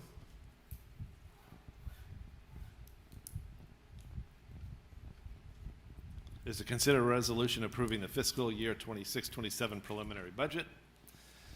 As you know, you've been through this many times. The preliminary budget for the fiscal year starting July 1st is developed and approved by the City Council May or June of each year, and therefore we're doing it here in June. The final budget is reviewed and approved by City Council October or November, and then a mid-year budget is generally February through April, depending on when staff can complete the budget process. So the budget structure and overview. The annual operating budget for the City of Oakdale includes over 80 separate fund accounts. Many of these fund accounts have special rules and requirements that dictate how the funds can be spent. I'll get into that just briefly. The budget structure, the three largest funds are the general fund, the sewer fund, and the water fund. General fund all accounts for general revenues of the city not specifically levied or collected for other city funds and the related expenditures. The general fund accounts for all financial resources of a governmental unit that are not accounted for in each other funds. These include the police, fire, park, street maintenance, senior center, animal control, and facility maintenance. We anticipate a general fund expenditure of $18,545,610, and we anticipate a general fund balance of roughly $7 million. The general fund is the city's most flexible spending source, and it can support a wide range of essential services without the restrictions that apply to enterprise funds, such as water and sewer. Again, all water and sewer funds have to be spent on water and sewer functions only. To maintain long-term financial health, staff prioritizes preserving adequate reserves in the general fund, primarily to support public safety operations, while directing one-time or growth-related projects towards developer impact fees, grants, and other dedicated revenue sources whenever possible. More highlights on the general fund. Staff projects general fund revenues will exceed expenditures by an appropriate surplus figure. We anticipate a 38% general fund reserve, and the general fund reserve level was lowered from 48 to 38% to accommodate recent wage increases across most job classifications, which we did back in, I believe, April. So the largest cost increase to the general fund are associated with the cost of living adjustments included in current labor group contracts and the impacts of a new labor agreement with City of Modesto for their fire. Employee MOUs for fiscal year 26-27 marks the beginning of a new MOU for employee groups. These agreements included cost of living adjustments, deferred compensation contributions, and an increase in the employer's contribution toward health benefit costs. We anticipate about $271,000 increase in Modesto Fire. And then the agreement established a fixed fee for service, but the language in the agreement described how costs increase resulting from a new MOU with Modesto Fire is passed on to the City of Oakdale from the City of Modesto. Then we have the sewer fund. This fund accounts for the revenues and expenses of the wastewater operations. And then, of course, the water fund that we just discussed is made for expenses for city water operations. Measure H in 2019, the residents approved Measure H. Over 90% of the revenues collected from Measure H used to help fund public safety services, and I'll get into detail on that here in a moment. And Measure H continues to allow the City of Oakdale to provide high-level public safety services to our community. The following are the levels of the funding for the public safety services to the community. Police, about $1.7 million or 61%. Fire services, $965,000 or about 35%, and other services at roughly 4.2% or 113, basically 114,000. Measure H is set to expire on March 31st, 2031, so I think it's appropriate to start talking about that. If the city's going to have a desire to extend Measure H, I don't know what the measure will be called if we do it, but for now I'll refer to it as Measure H continuation. If the city desires to continue with the general house and sales tax, it would be best to place another Measure H on the November 2030 general election. In early to mid 2029, we need to form a working group and retain a consultant. Late 29, we have to draft a measure, engage in the public, and then 29, 30, finalize ballot materials, submit to the county elections office in time for the November 2030. And as time gets closer, of course, we would have better details on how to get that accomplished, if there's a desire. Here's the graph of how the funds are spent. Of course, fire's in red and police are in blue. And then the remainder is different colors, but you can see it's about 61 and 35%. So primarily Measure H goes to public safety. And then here's the breakdown. You can see the police administration, police dispatch, police services, and then field services for a rough budget of 7.2, and then a Measure H allocation of 1.6 or 61% of that. The fire department, we don't have to break that down because Modesto Fire does that. And again, about 35%. And then the senior center total, we spend about 137, and we supplement 30,000 of that, or about 1.1% from Measure H. The community center is 57,000, and again, 30%, or about 1.1% of Measure H funds. Street sweeping, another 30,000, and then traffic signals and street lighting of about 23,000, or 0.9%, is supplemented with Measure H funds. So staff recommends that the council adopt a resolution approving the fiscal year 26-27 preliminary budget. And with that, I will take questions. Any comments from the public? All right, any comments, questions from council? Just one, and I'll bring this up here, and I asked the city manager about this. Currently, there's no money allocated for any type of economic development within the city. I'd like the city to be able to look at some different opportunities to market the city a little bit more, to bring businesses into our town. I've been seeing some other cities do it.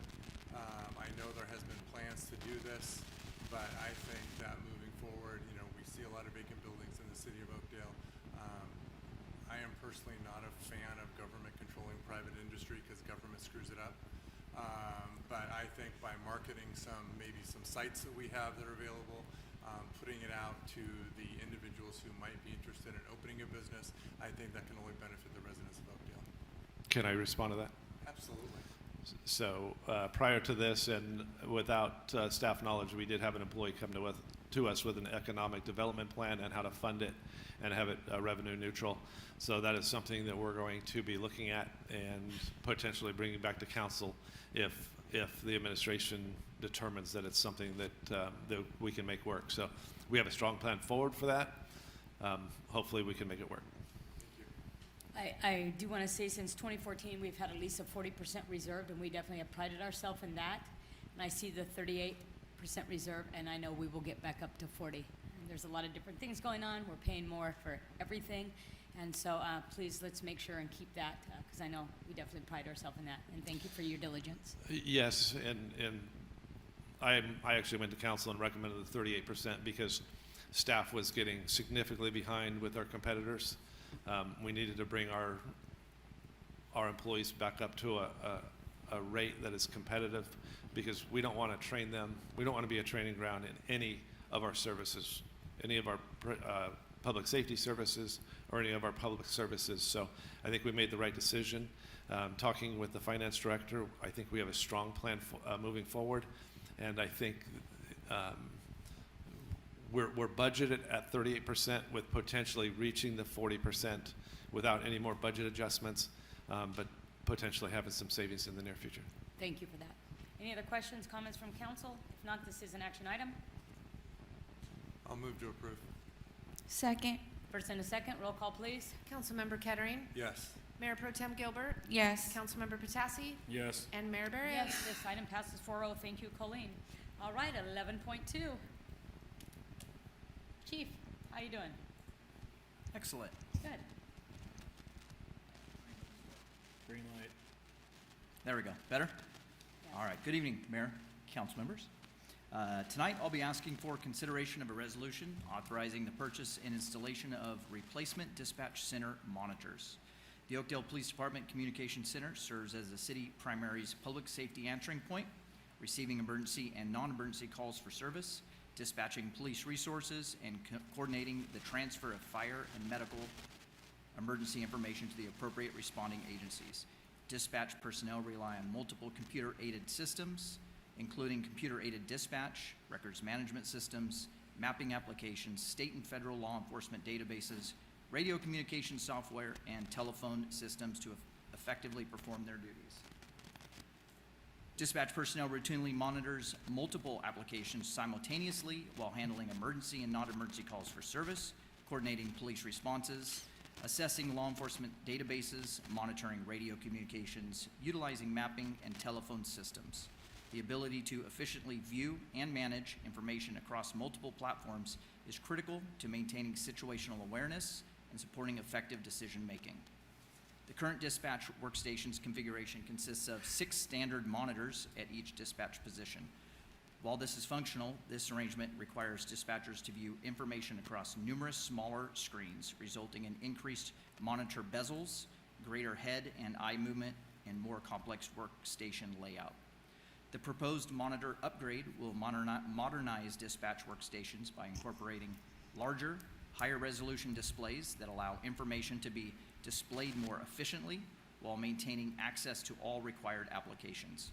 The upgraded configuration is intended to improve workstation organization, enhance visibility of critical information, and support the operational needs of dispatch personnel in a fast-paced public safety environment. The upgrade will replace 4 of the 6 existing standard monitors at each dispatch position with 2 45-inch LG UltraGear 5K 2K curved displays, while retaining 2 existing standard monitors at each workstation. The proposed purchase includes 6 new, larger formatted monitors, 2 for each of the 3 dispatch positions. The new workstation configuration will reduce the number of standard monitors from 6 to a more efficient combination of 2 large format displays and 2 standard monitors at each dispatch position.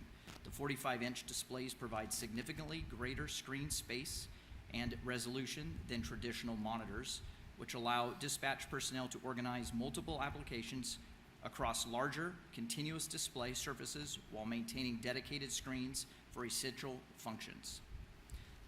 Fiscal impact: staff obtained a quote from Mid-Valley IT for the purchase of 6 LG 45-inch UltraGear 5K 2K curved monitors and associated California e-waste recovery fees. So the total project will cost $13,997.13, which includes sales tax. Funding for this purchase is available within Police Equipment Replacement Fund. Our recommendation tonight is that City Council adopt a resolution authorizing the purchase and installation of replacement monitors for the Oakdale Police Department Communications Center. Questions? So our dispatchers are the first ones on the call. They might not be boots on the ground, but they definitely are the first ones on the call, and I really appreciate you going through this process to get these bigger monitors for them. Any comments from the public?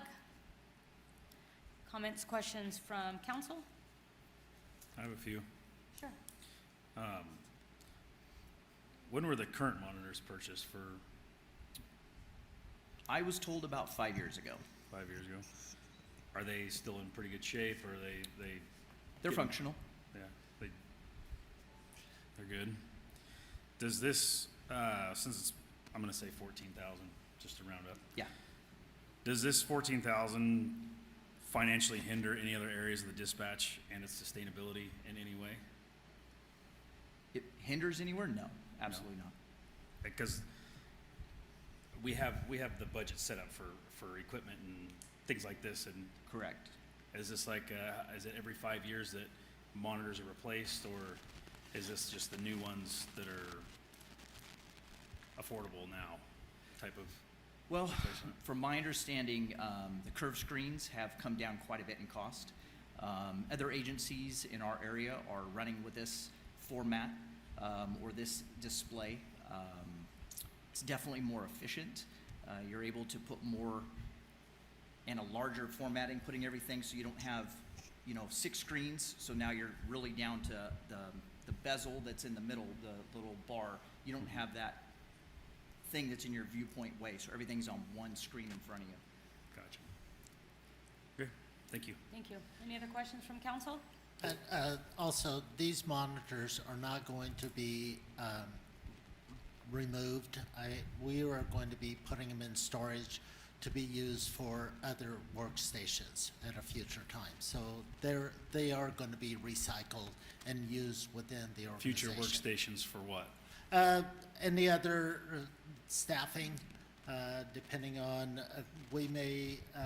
Like additional staffing or staffing or people that we already have? Well, it may be where we may have staff that has a single monitor, and being able to add a second monitor makes it a little more efficient for their use, and so those are going to be available to be reused within the organization. Gotcha. Thank you. All right. Anyone else? This is an action item. I'll move to approve. Second. First and a second, roll call, please. Councilmember Kettering? Yes. Mayor Pro Tem Gilbert? Yes. Councilmember Patassi? Yes. And Mayor Barrios? Yes, this item passes 4-0. Thank you, Colleen. City manager, anything else? 12.1? Nothing to add other than I hope the air conditioner works at our next meeting. You and me both. Thank you very much. 13.1, I am very unhappy to see this on the agenda, as you already know. This is just terrible. So anyway, with that, there you go. Well, when staff puts stuff on the agenda, we bring it as a recommendation because we feel that it's in the best interest of the city. And I rely heavily on legal advice from our city attorney, and he is heavily advising that this goes on the agenda. I know. I'm not happy about it, though. Yes, reluctantly, Yes, Mayor yes, and Council. yes. So back in September 2025, we received what's one newspaper on the coast called the dreaded Shankman letter. It's a letter from the law firm of Shankman and Hughes, which alleges that the city has racially polarized voting and discriminates against Latinos. So, what we need to do is determine if we have racially polarized voting. And the way to do that is to hire a demographer who comes into the city. And I've worked with one in particular over the years. And then there's another one that I learned about, and I received a bid from him. Have not received a bid from the person I've worked with before. So I say I've worked with this guy before because we always have to go to districts. That's what's the the determination is. Pardon me.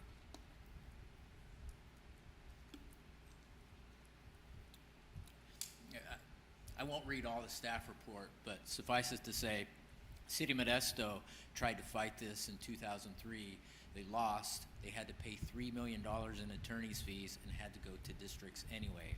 And ever since then, every single city has lost. Yes. So there's an attorney down south that is coming after our cities to say that we are discriminating, correct?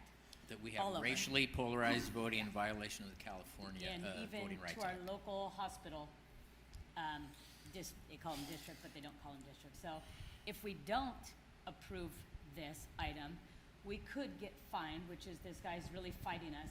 We won't get fined, we'll get sued. I mean sued, And $1,000 per hour, is that correct?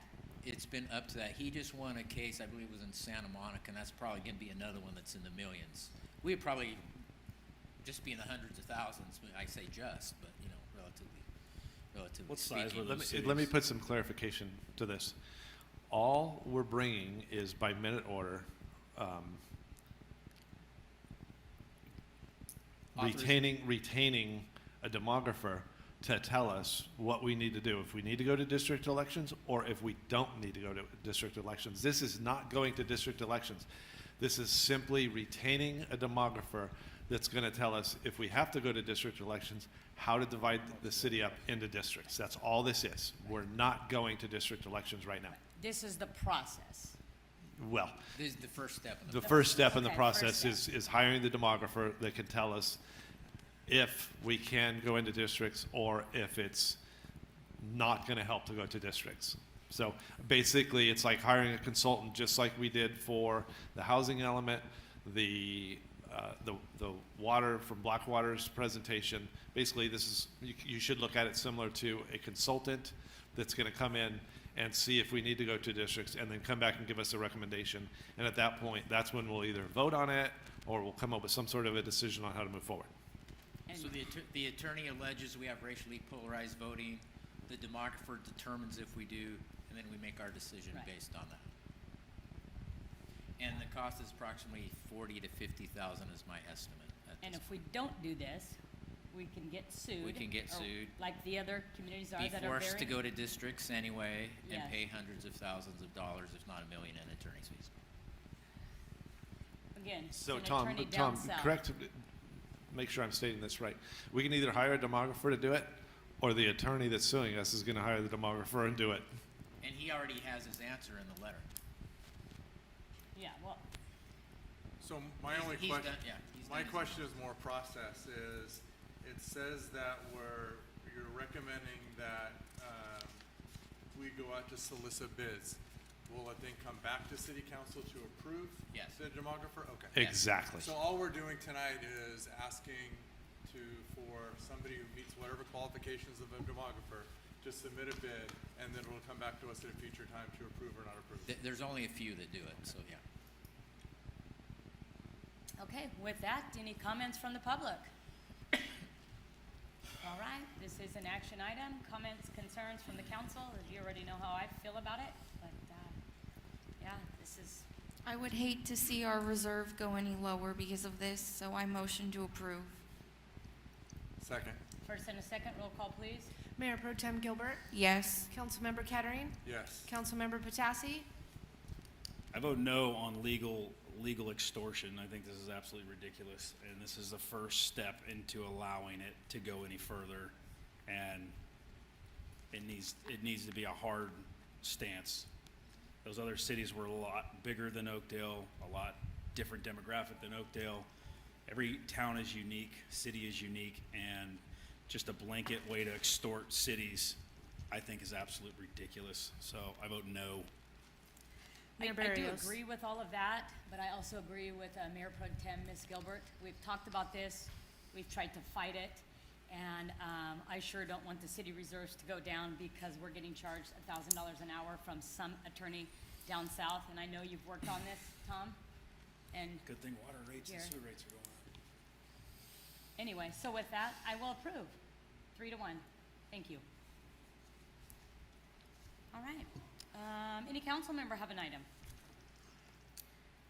I do. I have a question, and I guess this would be directed at city manager, is the notice in the agenda that talks about public comment, talks about for agenda items a maximum of 30 minutes and that kind of stuff.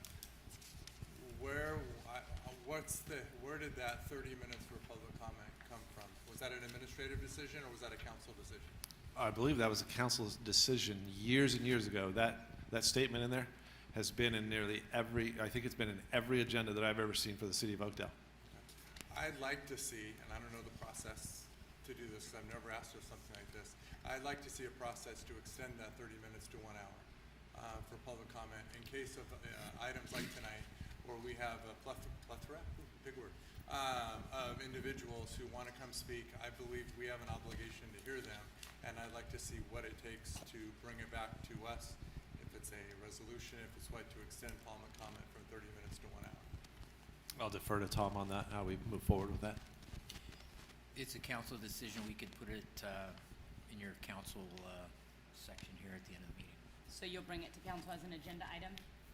Yeah, we can. You'll bring it to I'll council? work with the city manager on that, yes. Good, appreciate that, thank you. Anyone else have So, any? for amending the agenda, or however we want to talk about it, tonight was a pretty intense night. Folks that showed up. What are we going to do? Or there's obviously, that's the first time I think this room's been that full, and probably ever. Is this something that we think needs to be added to the agenda to discuss as council in closed session or open session? I think the residents that are on both sides would appreciate some sort of response or answers. I think I provided a very neutral, unbiased approach from the city, and I would refer to Tom on that. Do I make a motion to add it to the agenda or discussion, whether it's closed session or open session, or how does that work? That's process. Now, we don't have a process where you do it and then we bring it back and then you vote on it. Our tradition has been if a council member wants something on an agenda, we generally do. It's my understanding. So you can make that request. Okay, I make that request.